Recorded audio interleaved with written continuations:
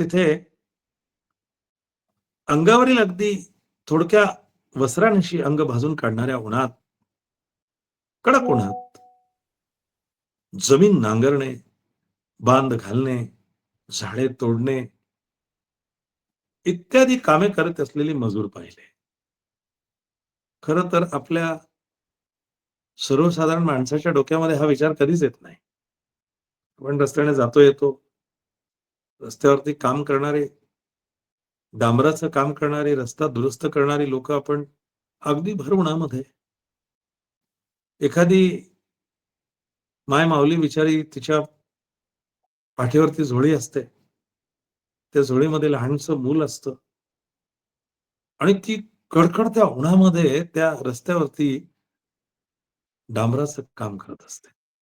हे दृश्य बघितल्यानंतर आपल्या मनामध्ये, आपण सर्वसाधारण माणसं आहोत, आपल्या मनामध्ये जो भाव उठतो तो एवढाच, की काय मोलमजुरी मिळत नाही, काम करावं लागतं, करत असतील. संपला आपला विचार करण्याचा परिपेक्ष, संपला आपला विचार करण्याचा वर्तुळ, क्षेत्रफळ संपलं. कामधंदा काही मिळत नसेल म्हणून हे काम करतात, इथपर्यंतच आपण विचार करू शकतो. पण जे बुद्ध असतात, जे बोधिसत्व असतात, हे मात्र या सगळ्या गोष्टींचा अतिशय बारकाईने विचार करतात आणि अशा पद्धतीने त्यांच्याच क्षेत्रावरती अगदी कडकडीत उन्हामध्ये, अंग भाजून काढणाऱ्या उन्हामध्ये जमीन नांगरणे, बांध घालणे, लाकडं तोडणे, अशा प्रकारची जी मजूर मंडळी काम करते आहे, ते दृश्य त्याने पाहिलं आणि ते दृश्य बघितल्यानंतर सिद्धार्थ अतिशय हळहळले, वाईट वाटलं, दुःख झालं. अरे एवढं ऊन, या उन्हामध्ये हे इतकी कष्टाची कामं करतात, नांगरणी करतात, बांध घालण्याचं काम करतात, जी अनावश्यक झाडं आहेत ती तोडून टाकण्याचं काम करतात. आणि सिद्धार्थ आपल्या मित्रांना म्हणाले, एका माणसाने दुसऱ्याची पिळवणूक करावी, हे योग्य आहे का? आणि हे कुठपर्यंत योग्य आहे? मजुराने कष्ट करावे व त्याच्या कष्टाच्या फळावर मालकाने आपले जीवन जगावे, हे कसं काय बरोबर असू शकतं? हे कसं काय योग्य असू शकतं? त्याच्या मित्रांना यावर काय उत्तर द्यावे हे काही कळेना. त्याची मित्र, मी आता म्हणालो तशी सर्वसामान्य आपल्यासारखे. कुठे कळतं आपल्याला पटकन की ह्या सगळ्या गोष्टींमध्ये किती अर्थ लपलेला आहे? ह्या दुःखामध्ये सिद्धार्थाने नेमकं काय बघितलं हे आपल्याला सर्वसाधारण माणसांना नाही कळत. हे ज्यांना बुद्धत्व प्राप्त होणार आहे, असे पूर्वजन्मीचे हे बोधिसत्व आता शेवटचा जन्म घेऊन बुद्धत्व प्राप्त करणार आणि पुन्हा जन्म मरणाच्या फेऱ्यातनं मुक्त होणार, त्यांना हे कसं माहित नसणार? म्हणून त्यांना हे सगळं कळतं. ते त्यांच्या मित्रांना विचारतात. त्यांच्या मते मजुराचा जन्म हा आपल्या धण्याची चाकरी करण्यासाठीच आहे आणि आपल्या धण्याची चाकरी करण्यातच त्याच्या जीवनाची इति कर्तव्यता आहे. हा विचार कोणाचा? हे जे सिद्धार्थांचे मित्र आहेत, हे जे त्यांच्यावर खेळता बागडता आहेत, यांना वाटतं की हे सगळं जे आहे, हे सगळं तर त्यांचं जीवन कार्यच आहे, ते नित्याचं काम आहे. आणि कोणीही मजूर असेल, कामगार असेल, तर मजुराचा जन्म तो धण्याची चाकरी करण्यासाठीच तर आहे, धन्याने सांगितलेलं काम करण्यासाठीच तर आहे. अशा प्रकारचा विचार ही सगळी मित्रमंडळी करते. शाक्य लोक व प्रमंगल नावाचा एक उत्सव साजरा करत असत. वप्रमंगल शाक्य लोकांचा एक उत्सव असे, वप्रमंगल. हा ग्रामीण लोकांनी धान्याच्या पेरणीच्या दिवशी साजरा करावयाचा उत्सव होता. ग्रामीण भागामध्ये शेती वगैरे करणारे जे लोक आहेत, तर या शाक्य लोकांच्या परंपरेने चालत आलेला हा वप्रमंगल जो आहे, हा उत्सव, हे ग्रामीण भागामध्ये धान्याची पेरणी करण्याच्या दिवशी साजरा करण्याचा हा उत्सव. आणि शाक्य लोकांच्या प्रथेनुसार या दिवशी प्रत्येक शाक्याला स्वतः आपल्या हाताने जमिनीत नांगर धरणे भाग पडत असे. ही शाक्यांची परंपरा, की शेतीमध्ये पाणी पावसाचे दिवस असतात, त्यावेळेला पेरणी करायची असते, तर पेरणीच्या पहिल्या दिवशी हा उत्सव साजरा करून प्रथेनुसार त्या दिवशी प्रत्येकाने स्वतःच नांगर चालवलं पाहिजे.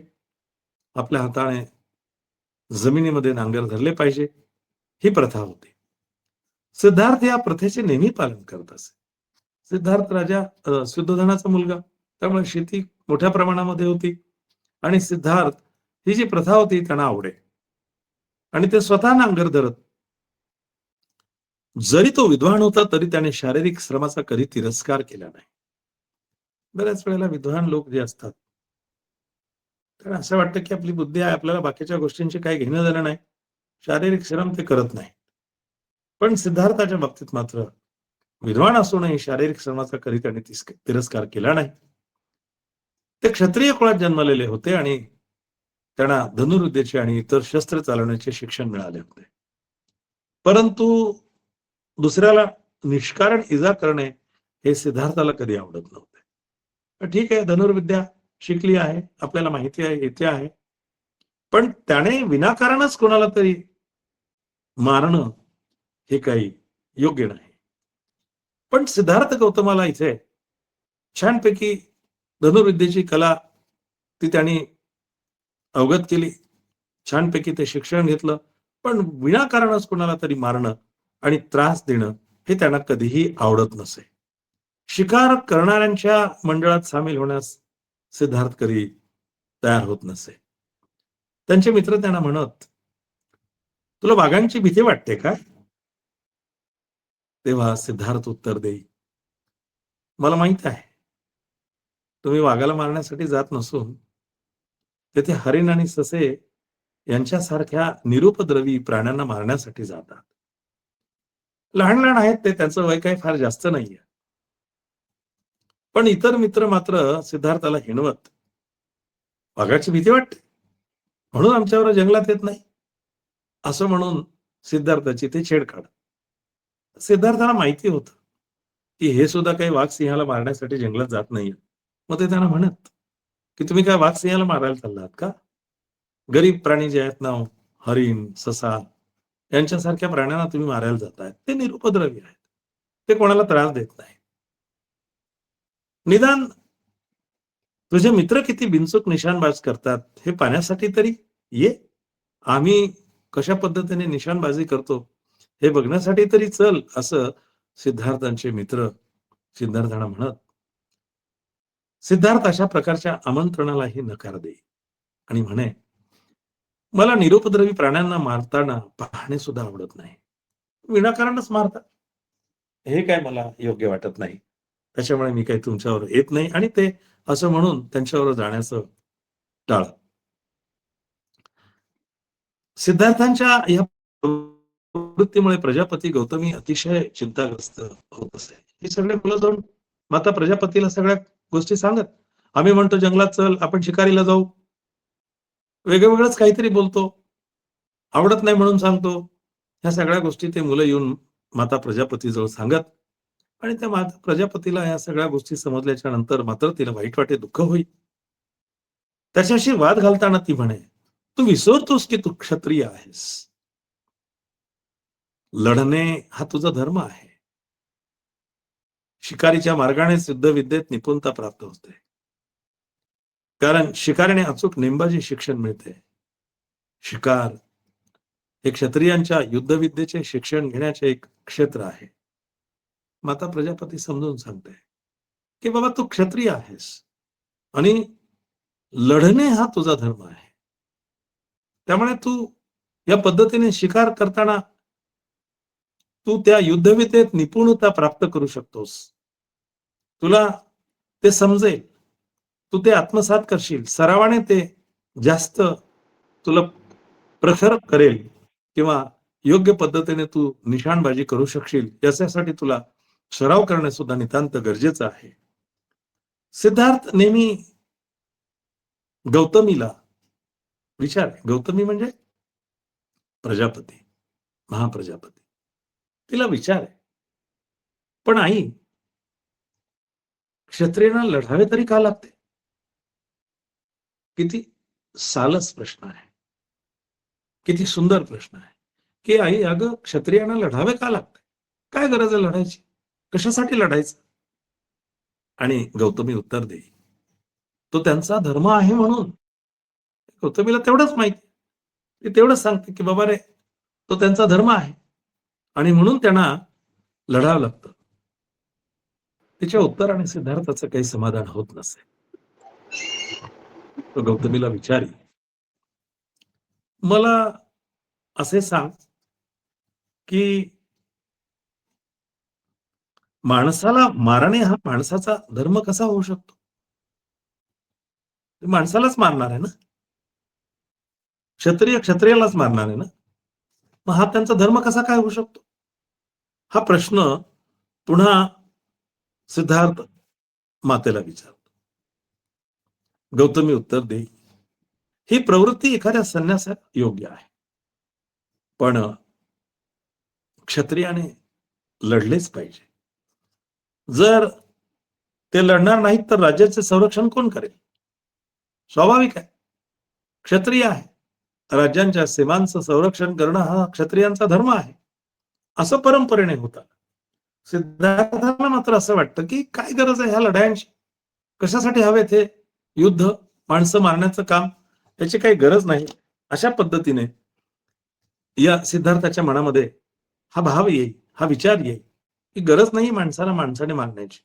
अलीकडे नाही का आपल्या देशातले मोठे मोठे लोक विदेशात जातात आणि ते समजून सांगतात. काय सांगतात? की जगाला युद्ध नको, बुद्ध हवाय. हे सांगतात. म्हणजे आम्ही बुद्धांच्या देशातनं आलो आहोत आणि बुद्ध कसा शांतताप्रिय आहे. मग जगात सगळीकडे कशी शांतता प्रस्थापित झाली पाहिजे, या पद्धतीने अनेक गोष्टी जगासमोर मांडतात. अर्थात बुद्धांच्या या अतिशय चांगल्या गुणांचं ते तिथे पुन्हा पुन्हा वेगवेगळ्या पद्धतीने लोकांना समजून सांगून लोकांचं प्रबोधन करण्याचा प्रयत्न करतात. चांगली गोष्ट आहे. ते वाईट नाहीच आहे मुळात. तर बुद्धांना युद्ध आवडत नव्हतं आणि ते अगदी त्यांच्या लहानपणापासून हे आपल्याला इथे बघायला मिळतं आहे. परंतु या सगळ्या गोष्टी जेव्हा ते बघतायत, मग पुन्हा विचारतायत, त्यांच्या मनात प्रश्न पडतोय, की आई, जर सगळे क्षत्रिय एकमेकावर प्रेम करू लागले तर हिंसा न करता ते आपल्या राज्याचे रक्षण करू शकणार नाहीत का? म्हणजे हा इतका सुंदर प्रश्न या बाळ सिद्धार्थाने आपल्या मावशीला, गौतमीला, प्रजापतीला विचारला, की जर समजा सगळ्यांनीच एकमेकावर प्रेम केलं तर? काय गरज आहे युद्धाची? मग हिंसा न करता ते आपल्या राज्याचे रक्षण करू शकत नाही का? कुणी कोणाला मारलं नाही, तर आपल्या राज्याचं रक्षण होऊ शकत नाही का? अशा पद्धतीने सिद्धार्थ आपल्या आईला विचारतो. यावर गौतमी निरुत्तर होई. काय उत्तर देणार बिचारी? प्रश्नच तसा आहे, की का नाही करत एकमेकावरती प्रेम? कशाला हवंय युद्ध? त्या युद्धाने कुठले प्रश्न सुटतात का? मग जर सीमांचं रक्षणच करायचं आहे, तर एकमेकावरती प्रेम करून युद्ध न करता, हिंसा न करता आपण सीमांचं रक्षण करू शकत नाही का? असा अतिशय भावनिक प्रश्न, ज्याने जटिलता निर्माण केली असा प्रश्न ह्या गौतमीच्या समोर बाळ सिद्धार्थाने विचारला. गौतमी मात्र निरुत्तर होई, की तो आपल्या मित्रांना आपल्या बरोबर बसून समाधी लावण्यास उद्युक्त करण्याचा प्रयत्न करी. या बसा, आपण छानपैकी शांत बसू, आपण समाधिस्थ होऊ. अशा प्रकारे सिद्धार्थ गौतम या सगळ्या त्यांच्या लहानपणच्या मित्रांना सांगत असे, आग्रह करत असे आणि त्यानुसार हे सगळे मित्र त्यांच्याबरोबर येऊन बसत आणि तो त्यांना सगळ्यांना समाधी लावण्यासाठी भाग पाडे किंवा त्यांना उद्युक्त करे. त्यासाठी सिद्धार्थ योग्य असे आसन घालून बसण्याचे हे सगळ्या मित्रांना सुद्धा शिकवत. कसं बसायचं, कसं बसलात म्हणजे तुम्हाला त्रास होणार नाही, जास्त वेळ तुम्ही कसे बसू शकाल, हे सगळं सिद्धार्थ लहानपणीच आपल्या सवंगड्यांना, मित्रांना सांगत असे. सिद्धार्थ त्यांना एखाद्या विषयावर चित्त एकाग्र करण्यास शिकवी. मी सुखी व्हावे, माझे आप्तेष्ट सुखी व्हावेत, सर्व प्राणी मात्र सुखी व्हावेत, अशा प्रकारच्या विचारांची ध्यानाकरता निवड करण्याविषयी सिद्धार्थ आपल्या मित्रांना उपदेश करीत असे. अगदी लहानपणी इतरांना तेवढ्या वयामध्ये काहीच कळत नसतं, परंतु यांची प्रज्ञा, यांच्या पूर्वजन्माच्या पारमिता, यांनी पूर्वजन्मामध्ये केलेलं अतिशय चांगलं कार्य, या सगळ्यांमुळे जन्मताच ते इतके प्रज्ञावंत होते की एखादं बाळ अगदी एखाद्या 50 वर्षाच्या माणसाच्या बुद्धीच्या बरोबरीने काही काम करतंय, इतकी प्रज्ञा, इतकी बुद्धी, इतकी समज यांना लहानपणीच होती. त्यामुळे त्यांच्या बरोबर ते त्या मित्रांना जे बसवत, त्यांना सांगत की मी सुखी व्हावे, माझे अपतेष्ट सुखी व्हावेत, सर्व प्राणी मात्र सुखी व्हावेत, या अशा प्रकारच्या विचारांची ध्यानाकरता निवड करण्याविषयी ते सगळ्या मित्रांना उपदेश करत असे. परंतु त्यांचे मित्र या गोष्टीला महत्व देत नसत. त्यांना वाटतं की काय तरी आम्हाला वेगळं सांगत बसतो, आणि ते सिद्धार्थाची हसून थट्टा करीत, ते डोळे बंद करीत, पण ते चिंतनाच्या विषयावर मन एकाग्र करू शकत नसत. डोळे बंद केले की त्यांना भलतं भलतंच काही काही दिसे. त्यांच्या दृष्टीपुढे शिकारीची हरणं, खाण्यापिण्याचे गोड पदार्थ एवढंच येत होतं. कुठलाही विषय जरी त्यांना दिला की या विषयावरती तुमचं लक्ष तुम्ही एकाग्र करा, एकचित्त करा, असं सांगून सुद्धा या मुलांचं लक्ष काही एकाग्र होत नव्हतं. त्यांनी डोळे बंद केले की त्यांना शिकारीच्या गोष्टी आठवत. आपण कसं हरणाला मारलं, आपल्या मित्राने कसं सश्याला मारलं, आणि खाण्यापिण्याच्या गोडधोड वस्तूच मात्र त्यांच्यासमोर सारख्या फिरत असत, कारण चित्त तसं, आणि त्याच्यामुळे त्यांच्या डोळ्यासमोर सगळं तेच फिरत असे. त्याच्या पित्याला व मातेला त्याच्या या ध्यान साधण्याचा ध्यास आवडत नसे. राजा शुद्धोधन राजा आहे, आणि माता प्रजापती ही राणी आहे. मग राजा राणीचा मुलगा हा राज्यकर्ता झाला पाहिजे काय? संन्यासाच्या गोष्टी, ध्यान साधना करा, आपलं कल्याण करून घ्या, आपल्या आप्तेष्टांचा कल्याणाचा विचार करा, जगातील सगळ्याच प्राण्यांना सुखी कसं होईल याच्याबद्दल विचार करा, या संदर्भाने सिद्धार्थ लहानपणी चर्चा करतो. ही गोष्ट त्याच्या माता पित्यांना काही आवडत नव्हती. तो क्षत्रियाच्या जीवनाचा सर्वथा विरुद्ध आहे. म्हणजे क्षत्रियाचं जे जीवन, हातात तलवार घ्या, भाले घ्या, ढाल घ्या, संरक्षणासाठी ढाल असू द्या, तलवारीने वार करा, शत्रूचा शिरच्छेद करा, अशा प्रकारच्या गोष्टी त्याने केल्या पाहिजेत. ते सोडून तो क्षत्रिय असून सुद्धा त्याच्या अगदी सर्वथा विरुद्ध हे सगळं करतो आहे, असं त्यांना वाटे.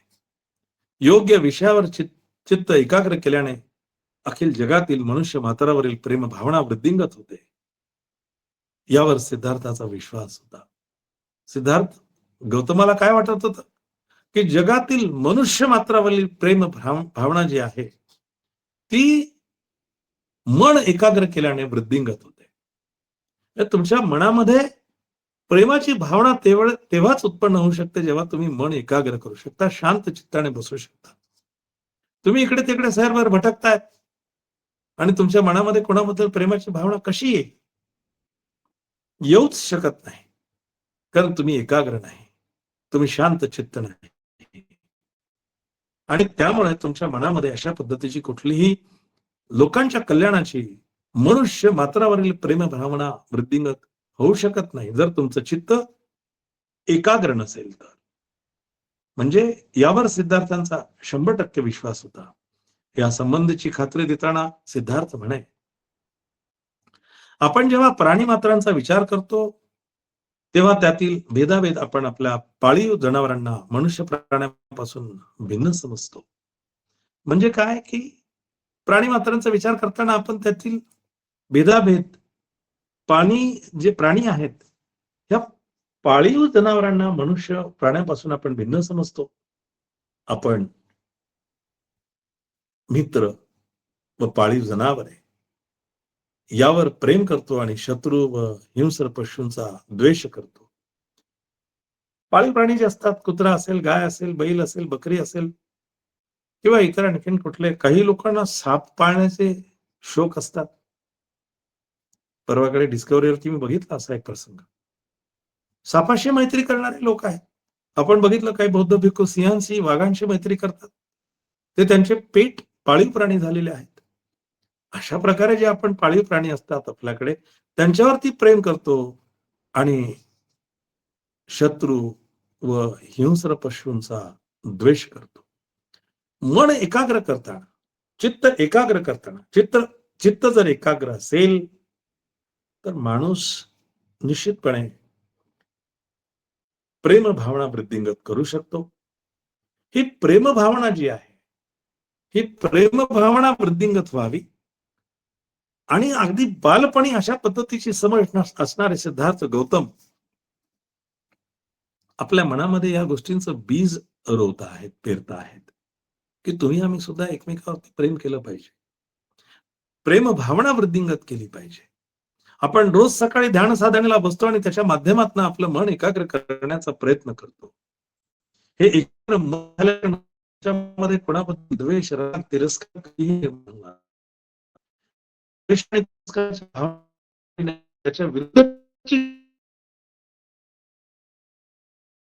भावना आपोआप असल्या